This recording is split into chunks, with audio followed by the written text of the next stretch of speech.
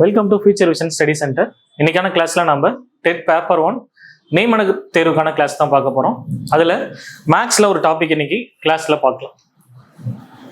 நேர்மாறல் எதிர்மாறல் எல்லா எக்ஸாம்லயுமே இதுல இருந்து டெஃபினட்டா கொஸ்டின்ஸ் கேட்டுட்டே இருக்காங்க. அது எப்படி ஈஸியா நம்ம ஸ்கோர் பண்ணலாம் அப்படிங்கறத தான் இந்த வீடியோல பார்க்க போறோம். நேர்மாறல் அப்படிங்கறது ஃபர்ஸ்ட் என்னன்னு பார்த்துடலாங்களா? ஒரு சின்ன எக்ஸாம்பிள்ல உங்களுக்கு புரிஞ்சிடும். 10 பொருட்களின் விலை ரூபாய் 200 எனில் 25 பொருட்களின் விலை என்ன அப்படின்னு கேட்குறாங்க. பொருளோட எண்ணிக்கை இங்க அதிகரிக்குதா? அப்ப என்ன ஆகும்? விலையும் அதிகரிக்கும். குறிகள் ரெண்டு ஒரே மாதிரி இருந்துச்சுன்னா அதுதான் நேர்மாறல். ரெண்டுமே மைனஸா இருந்தாலும் அதை நம்ம நேர்மாறல் எடுத்துக்க முடியும். நேர்மாறல்னா இந்த தெரிஞ்ச மதிப்பை தலைகீழா எழுதிப்போம். 25/10. அந்த சைடு இருக்கக்கூடிய மதிப்பை அப்படியே பெருக்கல் எழுதிக்குவீங்க. இப்போ இதை கேன்சல் பண்ணி வரதான் உங்களுடைய ஆன்சரா இருக்கும். அப்போ 25 × 2னா 50, அந்த 0 அப்படியே வந்துடும். அப்போ 25 பொருட்களின் விலை 500 ரூபாய் அப்படின்னு நம்ம சொல்லிடலாம்.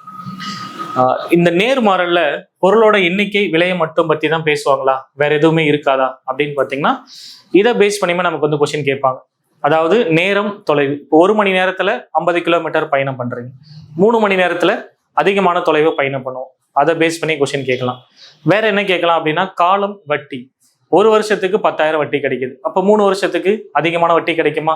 அப்ப இந்த மாதிரி கேள்விகள் எல்லாமே நேர்மாறல்ல இடம்பெறலாம்.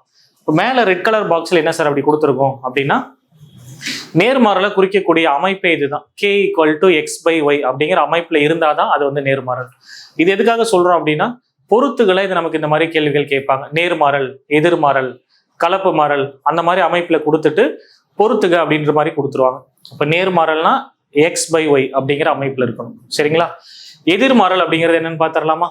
எதிர்மாறல்ல ஃபர்ஸ்ட் பாருங்க, ஆட்கள் நாட்களை பேஸ் பண்ணி ஒரு கேள்வியை சொல்லிடுறேன். 10 பேர் ஒரு வேலையை 40 நாள்ல முடிக்கிறாங்க. அப்ப 25 பேர் அந்த வேலையை எத்தனை நாள்ல முடிப்பாங்க? இங்க ஆட்கள் அதிகரிக்கிறாங்க, அப்ப நாட்கள் கண்டிப்பா குறையும். குறிகள் மாறி இருந்துச்சுன்னா அதுதான் எதிர்மாறல். எதிர்மாறல்னா இந்த தெரிஞ்சிருக்க மதிப்பை நான் அப்படியே மாத்தி தெரிஞ்சிருக்க மதிப்பை அப்படியே எழுதணும். 10/25 அப்படியே எழுதிடணும். அந்த சைடு இருக்கக்கூடிய மதிப்பை பெருக்கல் அப்படியே எழுதிக்கிங்க. இப்போ இதை 5ஆல கேன்சல் பண்ணலாமா? 5ஆல கேன்சல் பண்ணா இங்க 2 முறை, இங்க 5 முறை. 5ஐயும் 40 அடிச்சிங்க அப்படின்னா 8 முறை. அப்ப 16 நாட்கள்ல இந்த வேலையை முடிச்சிருவாங்க அப்படின்னு நம்ம சொல்லலாம். இப்போ இதுல வேற என்ன மாதிரி கான்செப்டை பேஸ் பண்ணி கொஸ்டின் கேட்பாங்கன்னா வேகம், நேரம். 100 கிலோமீட்டர் வேகத்துல நான் பயணம் பண்ணும் பொழுது 1 மணி நேரத்துல டெஸ்டினேஷனை ரீச் பண்றோம். இதுவே 150 கிலோமீட்டர் வேகத்துல பயணம் பண்ணும்போது என்னுடைய நேரம் குறையுமா? அப்ப வேகம் அதிகரிச்சா நேரம் குறையும். அடுத்தது தேவை, விலை. இப்ப விலை கம்மியா இருந்துச்சு அப்படின்னா என்னுடைய தேவை அதிகமா இருக்கும். அதாவது அதிகமான பொருட்களை நான் வாங்குவேன்.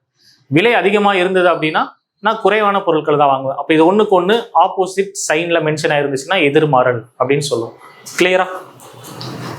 அடுத்தது கலப்பு மாறல். கலப்பு மாறல் அப்படின்னா இன்னும் டேட்டாவை எக்ஸ்டெண்ட் பண்ணி கொடுத்துருவாங்க. ஃபர்ஸ்ட் ஃபார்முலால பாருங்க, P1 H1 D1 அப்படின்னு கொடுத்துருக்கோம். போன கேள்வியில பர்சன், அதுக்கப்புறம் டேஸ் பார்த்தோம். இப்போ ஹவரமே இன்க்ளூட் பண்ணிடுவாங்க. 10 பேர் ஒரு நாளைக்கு 5 மணி நேரம் வேலை பார்த்து 20 நாள்ல அந்த வேலையை முடிக்கிறாங்க அப்படின்ற மாதிரி டேட்டாவை எக்ஸ்டெண்ட் பண்ணிடுவாங்க. ரெண்டாவது ஃபார்முலா பார்த்தீங்கன்னா அவங்க செய்யக்கூடிய வேலையின் அளவை கொடுத்து கேட்கறது. P1 H1 D1 / P2 H2 D2 = W1/W2. அவங்க செய்யக்கூடிய வேலையின் அளவை குறிக்கும். W அப்படின்னா வேலையின் அளவு. அவங்க செய்யக்கூடிய வேலையின் அளவு, குவான்டிட்டியை மென்ஷன் பண்ணணும். ஒரு 100 மீட்டர் ரோடு போட்டிருக்காங்க, 10 பேப்பரை திருத்தி இருக்காங்க, 300 மீட்டர் சுவரை எழுப்பி இருக்காங்க, ஒரு 100 ஏக்கர் நிலத்தை அறுவடை பண்ணியிருக்காங்க அப்படின்னா அளவை குறிச்சதுன்னா வேலையை நீங்க டைரக்டா எடுத்துக்க முடியும். சம்பளம் கொடுத்தாலும் அது வேலையின் அளவா நீங்க கன்சிடர் பண்ண முடியும். ஏன்னா சம்பளம் அப்படின்றது வேலையின் அளவு பொறுத்து தான் கொடுக்கப்படுது. ஒரு 10 பேர் 15 மணி நேரம் வேலை பார்த்து 30 நாள்ல 10,000 ரூபாய் சம்பாதிக்கிறாங்கன்னா நீங்க வேலையின் அளவுக்கு பதிலாக 10,000 அங்க ரீப்ளேஸ் பண்ணிக்கலாம். சரியா? இப்ப அடுத்தது லாஸ்ட் நியமன தேர்வுல இந்த நேர்மாறல், எதிர்மாறல் இருந்து ஒரு கேள்வி கேட்டிருக்காங்க. அதை எப்படி சால்வ் பண்றது அப்படின்னு பாக்கலாங்களா? ஒரு மகிழ்ந்து 90 கிலோமீட்டர் தூரத்தை கடக்க எடுத்துக்கொள்ளும் நேரம் 2 மணி நேரம். அதாவது தொலைவு, நேரம் இது கொடுத்துருக்காங்க. 90 கிலோமீட்டரை 2 மணி நேரத்துல கிராஸ் பண்ணுதுன்னு சொல்லிட்டாங்க. அதே மகிழ்ந்து 225 கிலோமீட்டர் தூரத்தை கடக்க எடுத்துக்கொள்ளும் நேரம் என்ன? அதான் உங்களுக்கான கேள்வி. அதான் கேள்வியே கேட்டிருக்காங்க. இந்த இடத்துல தொலைவு அதிகரிக்குது, அப்ப என்ன ஆகும்? நேரமும் அதிகரிக்குமா? குறிகள் ஒரே மாதிரி இருந்துச்சுன்னா நேர்மாறல் அப்படின்னு சொன்னோமா? நேர்மாறல்னா இந்த தெரிஞ்சிருக்க மதிப்பை தலைகீழா எழுத சொல்லியிருக்கோம். இந்த மாதிரி இந்த ரெண்டையும் இதை அடிச்சிங்க அப்படின்னா 45 முறை வரும். 45 இதை அடிச்சிங்க அப்படின்னா என்ன வரும்? 5 முறை வரும். 45 × 5 அப்படின்னா 225. அப்ப 5 மணி நேரத்துல அவங்க அந்த தொலைவை கடந்து முடிச்சிருவாங்க. சரிங்களா? நெக்ஸ்ட் கொஸ்டின், இதுவுமே நமக்கு நியமன தேர்வுல கேட்ட கொஸ்டின் தான்.